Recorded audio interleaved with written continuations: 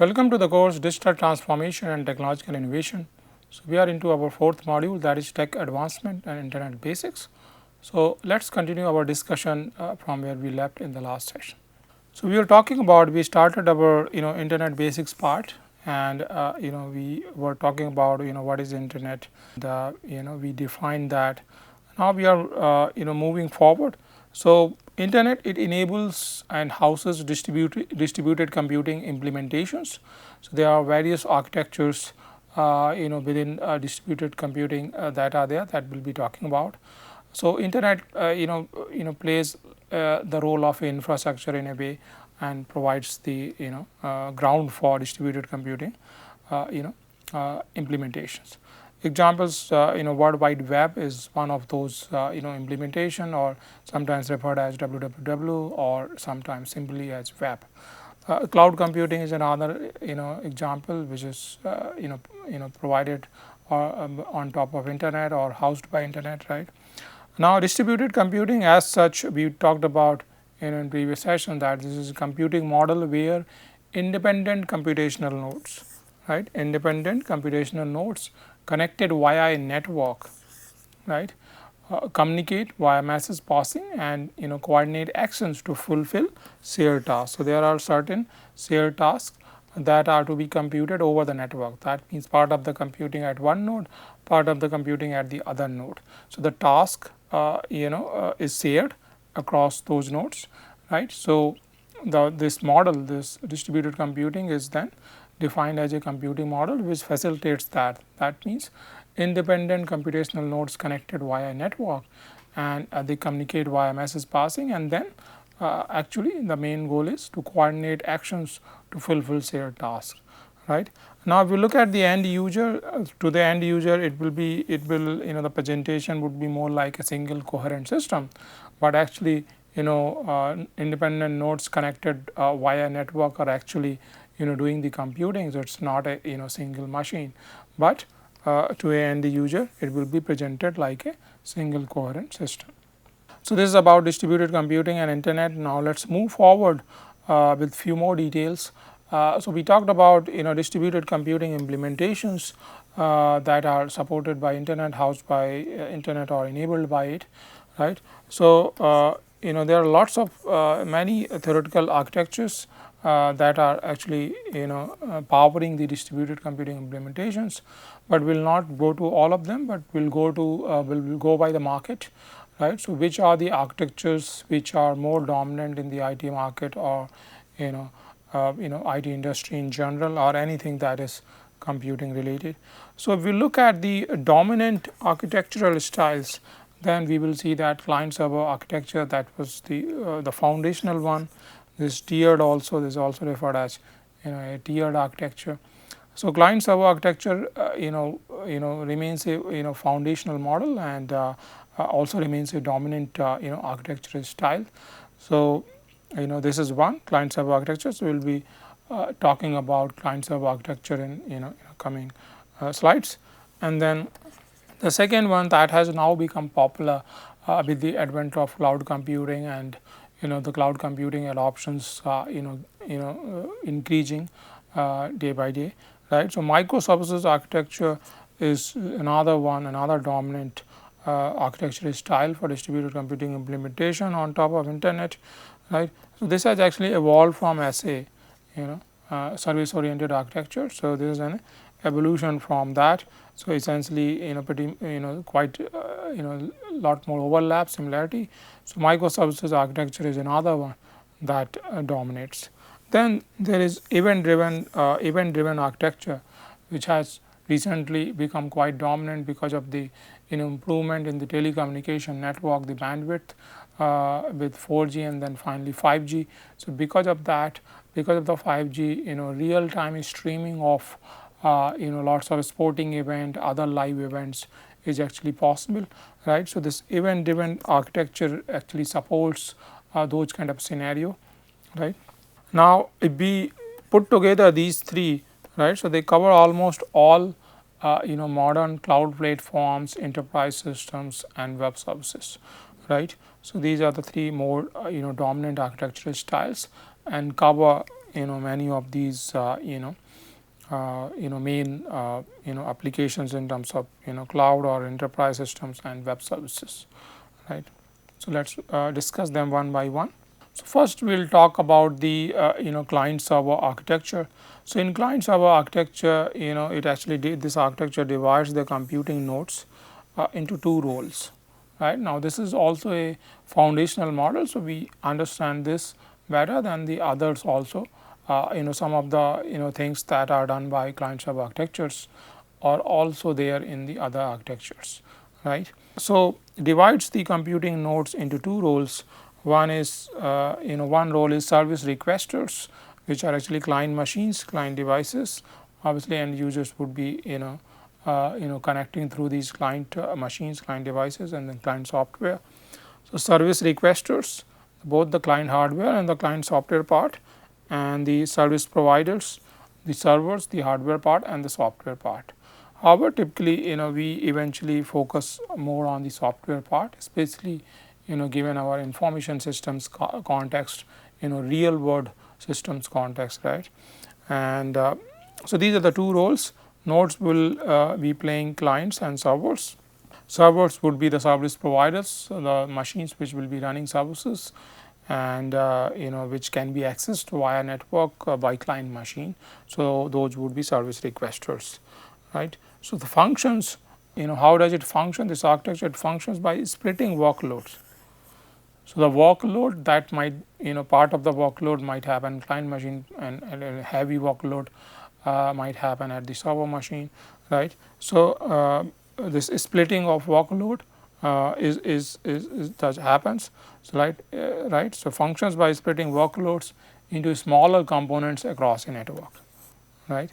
Smaller components and over the network the workloads is splitted across nodes, the clients and the servers, right. So this is this is how it functions.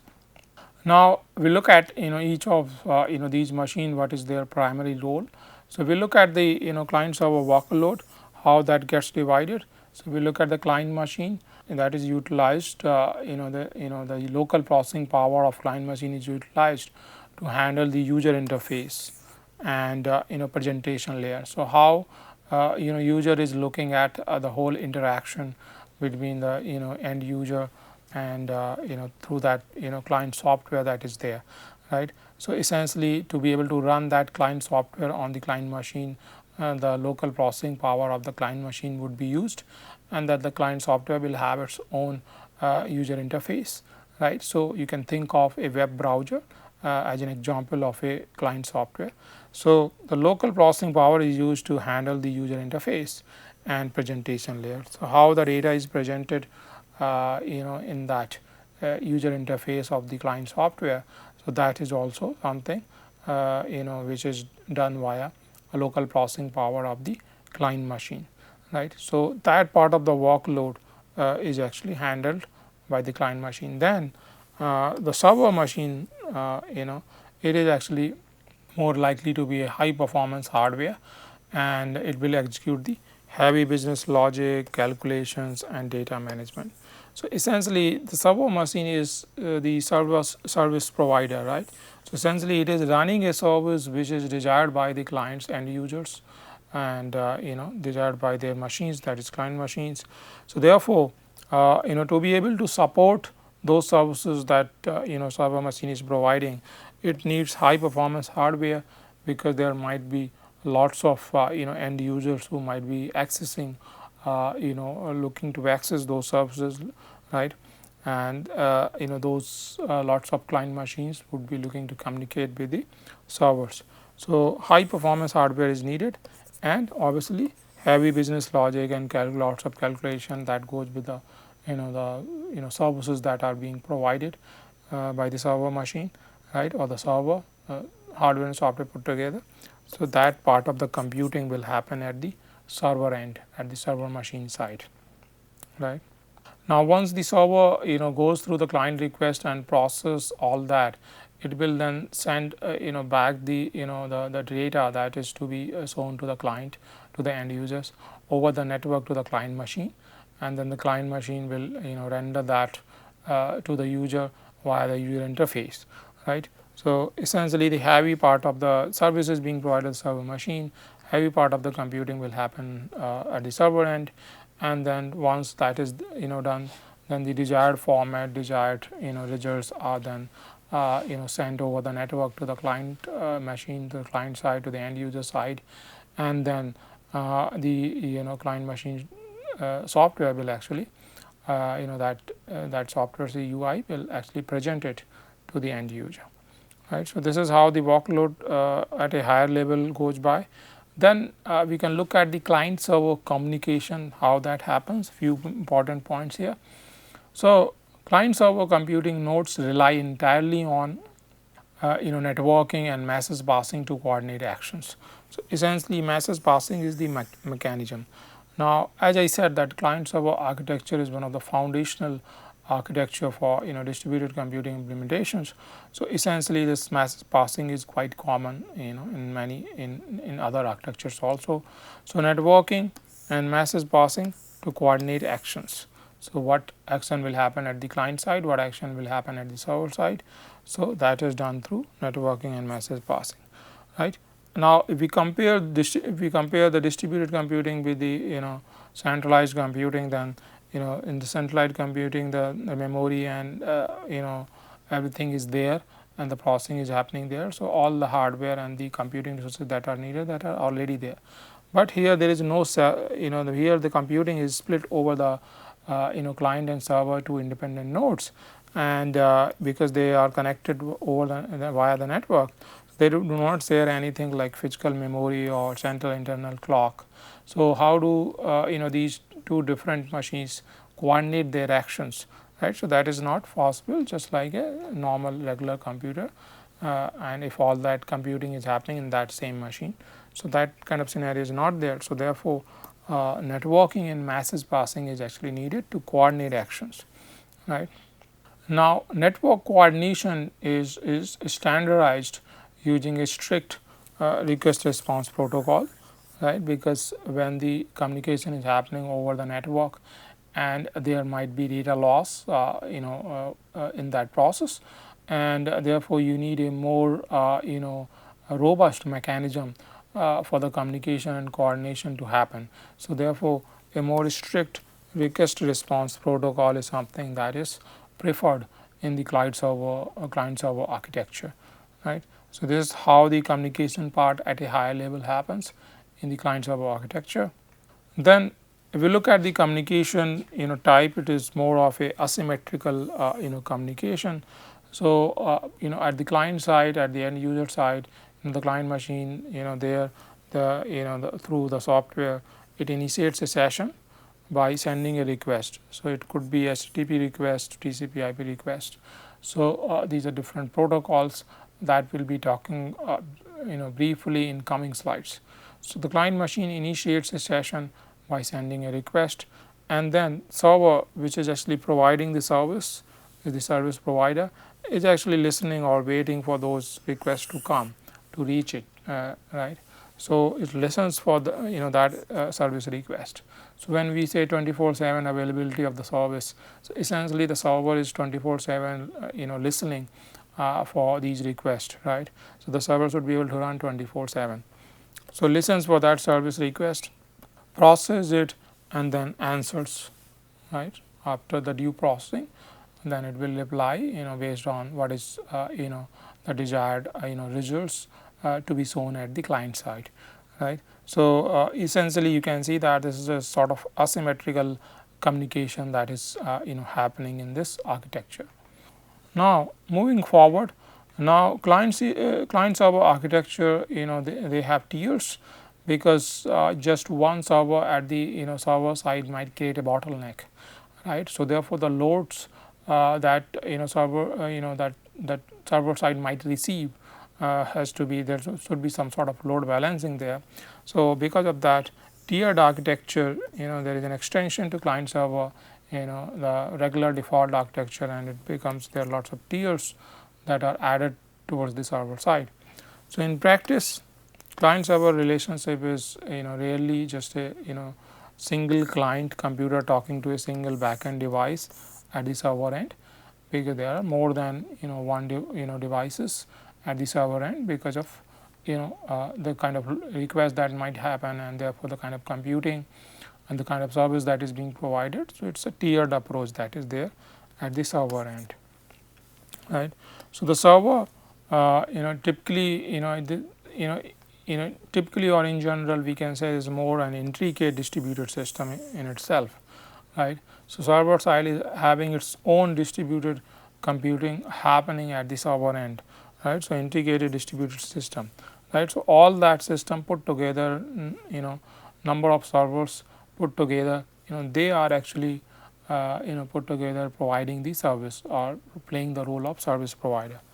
So, client server logic, if we look at the scalability of it, then with all these tiers it easily scales vertically and horizontally into a multi-tier distributed configuration. So, at the server end, client side is just one tier, right, lots of client machines trying to access, trying to communicate to the server, but at the servers end, which is an integrate distributed system, this extra layers comes in. So, it becomes a multi tier distributed configuration, because many other servers playing different roles, right. Now, if we look at the client server architecture, and if we look at the kind of layers that are there, so again we take a higher level picture here. So, one is first layer that is important is that presentation layer. So, that is on the client side. So, we have a smart client and the client that the client machine see, end user or the client machine side, we see the presentation part of the service. So, obviously, it will happen through some software at the client side, which is browser or some app. And so, distributed computing responsibility for the presentation layer is actually capturing the user inputs, and the UI formatting, any changes that might be required, right, all those options would be there. Triggers external API request, right. So, the request is actually generated from the client side and user side. So, therefore, presentation layer is fulfilling that part of the distributed computing, right, user input, UI, and the triggering the external request for the services. Then the second layer is application layer. Now, application layer is supported by the load balancer and the logic nodes that would be there. So, this is at the server end. So, distributes computational traffic across microservices and handles system logic, right. So, when the service request reach to the server end, so essentially the load balancers and the logic nodes play their role, and they distribute the traffic across multiple servers that might be there for load balancing, and then there might be database server and some other business logic server dedicated for running the business logic and all that, and the main server which is receiving the request, right. So, and then there would be multiple servers which might be handling the request. So, all that traffic is distributed. The distributes application layer actually handles this and distributes computational traffic across microservices and handles system logic. Then the third layer is a data layer. Essentially, when a server is providing web service, is providing a service over the network. So, some data might be involved, some resource that is requested. So, there is going to be a distributed database server, that is data layer, because there might be lots of databases that might be needed to support the service, right. So, data layer syncs data, guarantees information consistency, and fetches physical records, right. So, all the things that are related to data in terms of syncing, in terms of consistency of information or data, in terms of fetching of those physical records, and then that is supported, that is actually done by the data layer, right. So, data layer handles the data, application layer handles the the load at the server end, and the presentation layer does the computing at the client end. So, these are the three main layers which pretty much paint the picture for what happens at the in the client server architecture model.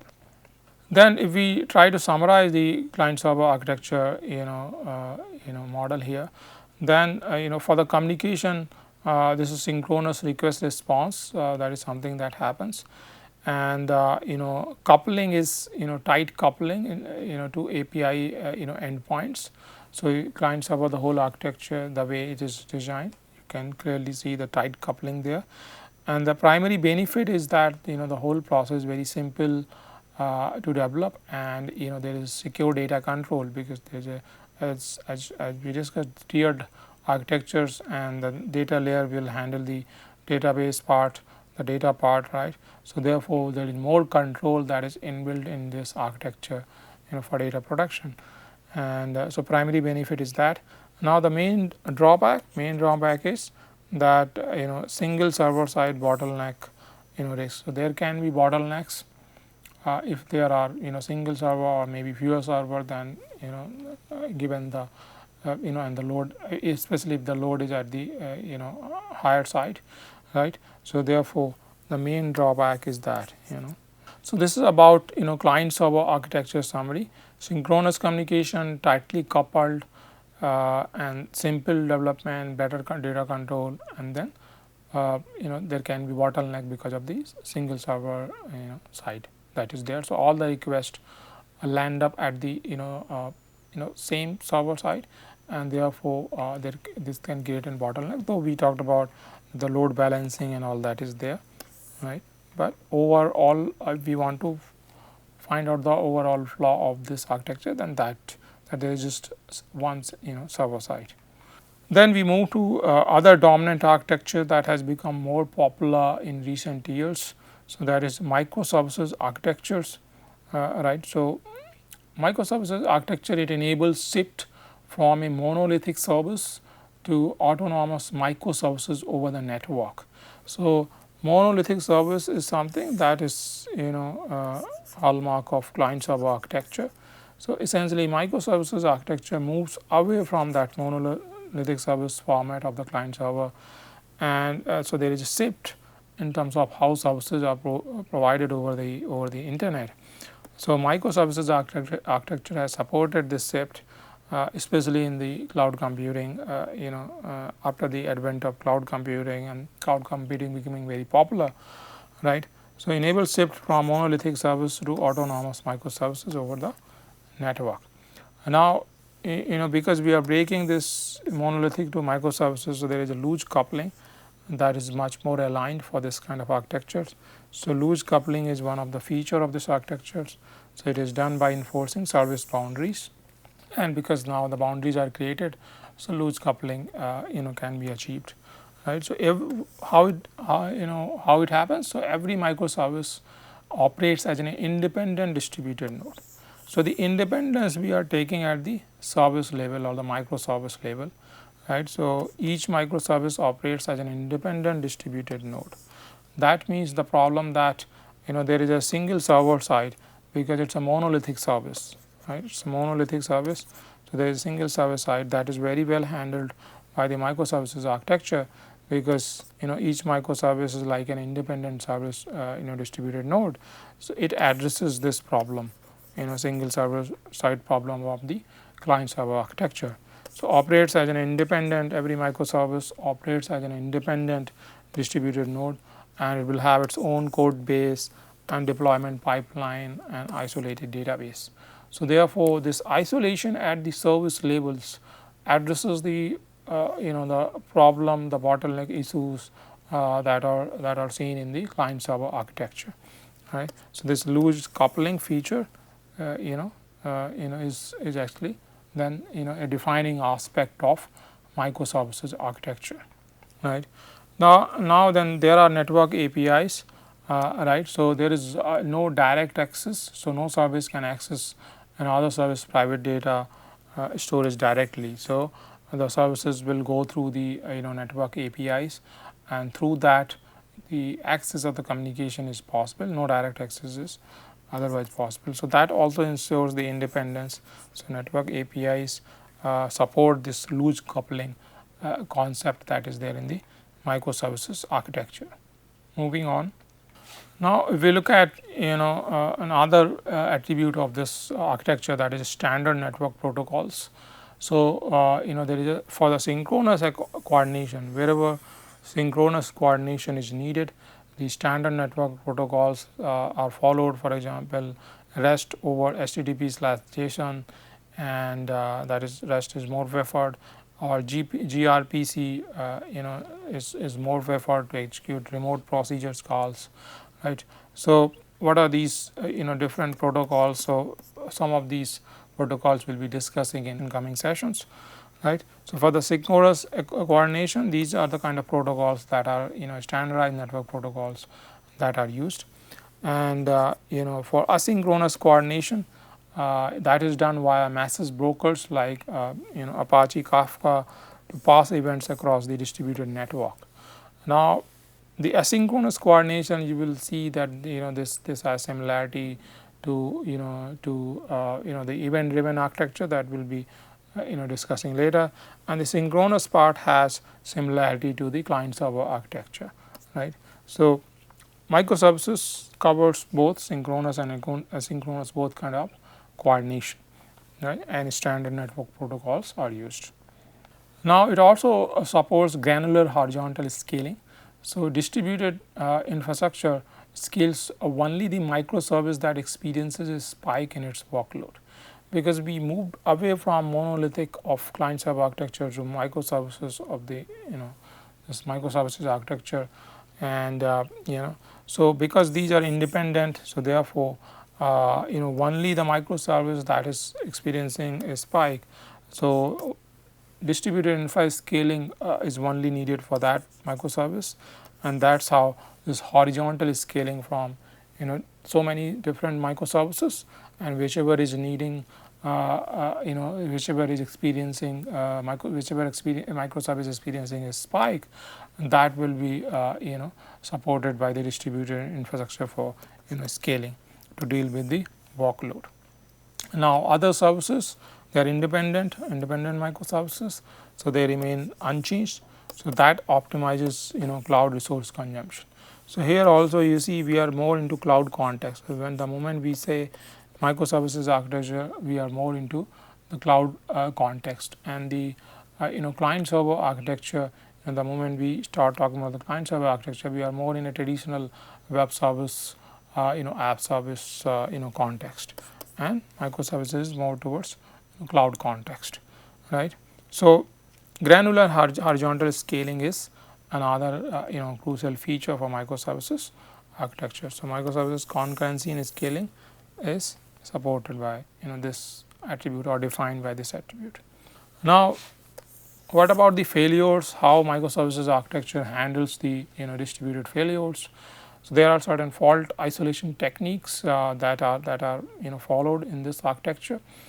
So, it uses distributed design patterns like circuit breakers to stop a failing service from causing a cascading crash across the network, right. So, other services are not affected because of this distributed design pattern, and similarly microservices architecture uses distributed design pattern like sagas to manage distributed transactions to ensure eventual consistency, right. So, eventually there would be consistency in the data, right. So, it follows a distributed design pattern to reach to that eventual consistency across multiple independent databases without locking the system, right. So, it does not lock the system because of if there is some inconsistency, because the architecture is designed to follow this distributed design pattern for eventual consistency, right. So, fault isolation is handled like that, and for example, crash we talked about, if there is a failing service is there, then it will not disturb the other services because of that. So, this is another defining feature of microservices architecture, the handling of distributed failures and the fault isolation techniques like circuit breakers and sagas, right. So, let us stop at this point and we will continue our discussion in the next session. Thank you.